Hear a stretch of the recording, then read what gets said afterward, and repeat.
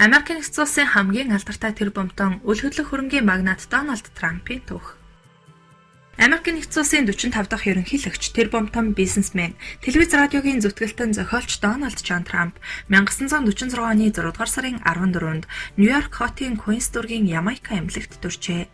Хожим Трамп өөрийн амьдралын өрмөц хэвшил үл хөдлөх хөрөнгийн салбар дахь амжилт болон өөрийн нэрээр алдаршсан хэд хэдэн тэнгэр багандсан барилгынхаа ачаар олон нийтэд алдаршсан билээ. Түүний эцэг Фред Крист Трамп 1905 онд Нью-Йорк мужийн Вудхейвен хэмээх хотод төрсөн.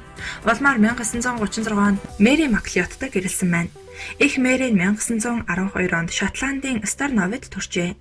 Дональдын аавынхан талын эмээ өвөө хоёр нь нэмцийн цагаачд байсан гэдэг. Тэд 1885 онд нэгдсэн улсад ирсэн бөгөөд 1892 он гихтэл Америкийн иргэн болсон байна. Трамп хүү Куинсийн Форест Хиллз дэх нэгэн дунд сургуульд сурч байсан бөгөөд дүрсгүй зан зарим нэгэн таагүй зүйлсээсээ болоод гэр бүлийнх нь түүнийг 13 настай байхад нь тэсвэр хатуучлалтай, дэг жоромтой, бие даах чадвартай болгох үүднээс Нью-Йоркийн цэргийн академид суралцуулахаар явуулжээ. Эцэг эхийнхэн санаа хэрэгжсэн юм. Энэ сурах хугацаанд Дональд өрсөлдөөн ямар ч чухал болохыг мэдэрч хүссэндээ хүрэхийн тулд баг зэрэг догшин авартай байх нь илүүдэхгүй гэдгийг ойлгосон гэдэг. Нью-Йорк мужийн хойд хэсэгт суралцж байсан Трамп цэргийн академийн нэрэмжит шагнал хүртэл зогсохгүй. 1962-оос 1963 онд хөл бөмбөгийн багт тоглож дараа нь сургуулийнхаа бейсболын багийн ахлагчаар сонгогдсон шилдэг тамирчин болохоо харуулж байлаа. Бейсболынхан дасгалжуулагч байсан Тэд Добиас залуу Трампыг гайхалтай амжилт гаргасныхын төлөө 1964 оны сүүлээр дасгалжуулагч гэдэг шагналыг сургуулийнхаа нэрийн өмнөөс олгожээ. Сургуулаа төгсөхийн өмнө сонсогчийн батальоны ахлагч болоод байсан Трамп Вест Пойнтын цэргийн сургуулийнхантай хамтран 1964 оны тусгаар тогтнолын өдрөөр 5 дугаар өргөн чулуунд цэргийн маршийг зохион байгуулжээ. Дараагийн өдөр нь Нью-Йорк Таймс сонины эхний нүрэнд уг марш парадын зураг нийтлэгдэж байсан гэдэг. Ирээдүйн тэр бомтны хүмүүжилт хамгийн их нөлөө үзүүлсэн хүн бол мэдээж эцэг Фред нь. Тэд зан аашийн хувьд усны тусас шиг ижилхэн байсан бөгөөд эцэг нь Дональдыг төвчээртэй байж өөрийнхөө хүсснийг хүнээр хийлгэх чадварт сургажээ. Бизнесийн ертөнцид хөл тавихаас өмнө залуу Дональд эцгийнхээ үгийг дагаж үргэлжлүүлэн коллежид суралцахаар болов. Тэрээр 1964 онд Фордхамын их сургуульд орж 2 жил сураад дараа нь шууд Пенсильвани их сургуулийн Уортны бизнесийн сургуульд шилжин суралцжээ. Дональд Трамп ердийн нэг оюутан байсангүй. Арх огт уухгүй, тамхич татахгүй. Харин баг зэрэг хүүхэмсэг нэгэн байжээ. Гэвч хичээл сургууль түүний хувьд гол зүйл байсангүй. Эцэгтэй бизнест нь туслахын зэрэгцээ ирээдүйн тэр бомтон үл хөдлөх хөрөнгийн аймаг сонирхож хизээ нэгэн цагт эцгээсээ илүү том гарын бизнесмен болно гэж мөрөдөж байв. Ингээд 1968 онд тэр тухайн үед санхүүгийн салбарт хамгийн их өгүүлэгдэж байсан эдийн засгийн ухааны бакалаврын зэрэгтээ төгссөн үл хөдлөх хөрөнгийн салбарт тэргүүлдэг эцгийнхээ компанид орж ажиллажээ. Өөрөөр хэлбэл Трамп бизнесийн карьераа эцгийнхээ Trump Organization компаниас эхэлжээ. Трамп эцгийнхээ компанид нийгмийн дундаж түвшний амьдралтай хүмүүст байшин сууц түрээслэх салбарт ажлынхаа гараг эхлэлв. Компанид хандсан хүмүүст Бруклин, Куинсээ болон Staten Island-д байшин түрээслэхэд зуучлах ажлыг түүнд даалгасан байлаа. Трампын хамгийн анхны том төсөл нь Огайо мужийн Цинциннатид барьцаанд хураагдж байсан Swifton Village хэмээх 1200 айлын орон сууцны зохицолборыг худалдах явдал. Эцэгтэйгээ зөвлөлдсөний эцэст Цинциннат хотын дампуурсан компани 1200 айлын орон сууцны зохицолборыг худалдан авав. Уг зохицолборын түрээсийн төлбөрийн 66% нь огт хийгдээгүй байхад Трамп нэгэн жилийн дотор 100% барагдуулж чаджээ. Ингээд түүний зохиосон төслийн ачаар өөрийг нь барагдуулж тусгасан Swifton Village-ийг 12 сая доллараар борлуулахад Трампын компанид нь шууд 6 сая долларын цэвэр ашиг ороод иржээ. Сонирхолтой нь эцэг хүү Трампуудын авсан энэ зохицолборыг улсаас санхүүжүүлсний эцэст тэд ганц зоосч гарцталгүй сэргийн засварлах ажлаа хийсэн бөгөөд ердөө 6 саяар авсан зохицолборыг тэд 12 сая доллараар эргүүлэн зарсан гэдэг. Энэ амжилттай наймаа ирээдүйн барилгын магнатад тун их урам хайрлажээ.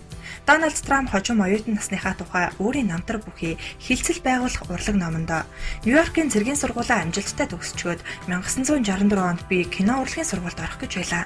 Гэтэл амьдралд үүнээс илүү зүйл байсан нь үл хөдлөх хөрөнгийн бизнес гэдгийг би их богино хугацаанд л ойлгосон л доо.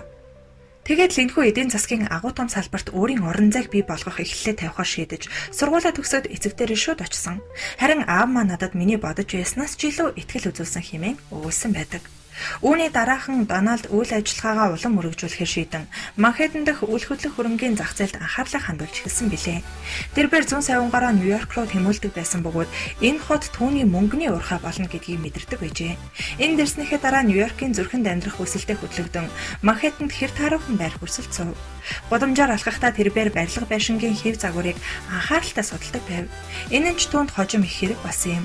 Гэхдээ түүний ажил хэрэг үргэлж анхных шиг амжилттай байсангүй.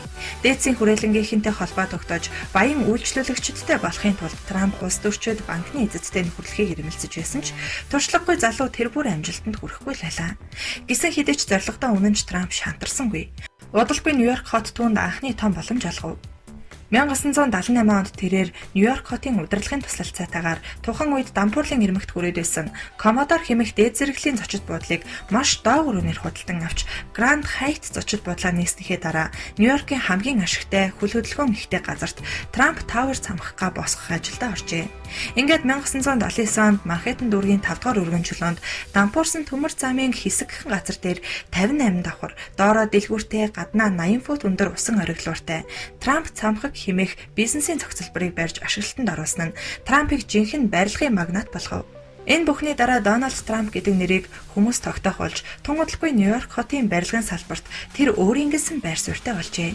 Түүний Трамп цамхагт Саудын Арабын хаан Софи Лорен болон кино одууд алтартнууд байр худалдаж авсан нь үрчлэлээс сурталчилгаа болж Трампын барьсан байшинд нь амьдрах нь нэр төрийн баталгаа гэсэн ойлголтыг дээдсийн хүрээллийнхэнд түгээжээ.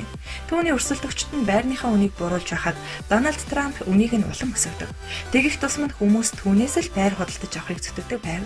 Учир нь баян хүмүүст мөнгө чухал биш, харин имиж, нэр төр гол нь гэдгийг Дональд Трамп мэдрэмжээрээ ойлгодог байв. Удалгүй Трамп Атлантик Ситэд амралт цугаалгын төв барихаар шийдэв.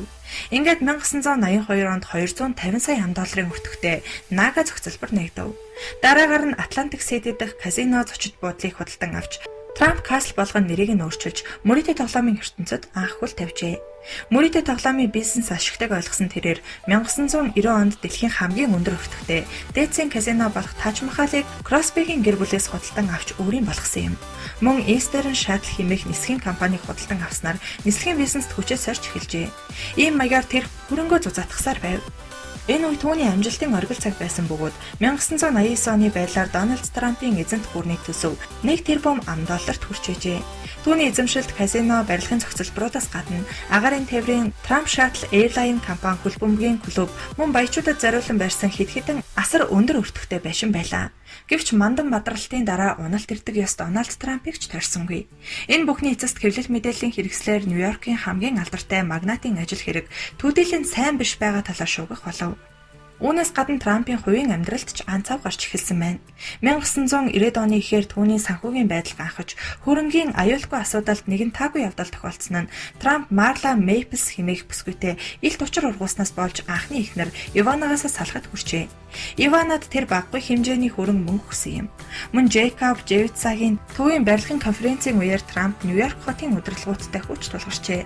Трамп энэ төслийг $110 сая өмлөх саналтай байсан бол эрх баригчид түүнийг $750 сая гаргахыг шаардсан явдал байлаа. Тэрээр уг төслийг дахин нэг хянаж өөрийнх нь гаргасан саналыг хүлээж авахыг хүссэн ч энэ ажил хэрэгжээгүй билээ. Гэхдээ 1990 оны сүүлээс түүний карьерийн шинэ 90 үе эхэлсэн гэж үздэг. 2001 онд тэрээр нэгдсэн үндэсний байгууллагын байрын өөдөөс харан сүндэрлсэн 72 давхар Trump World Tower хэмээх тэнгэр багандсан цамхгаа ашиглалтанд оруулжээ.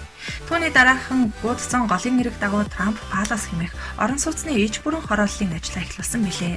Мөн Колумбийн талбай дээрх 44 давхар худалдаа үйлчилгээний Trump International Hotel and Tower хэмээх худалдааны бүс мөн л түүний мэдлийг нь олсон байна.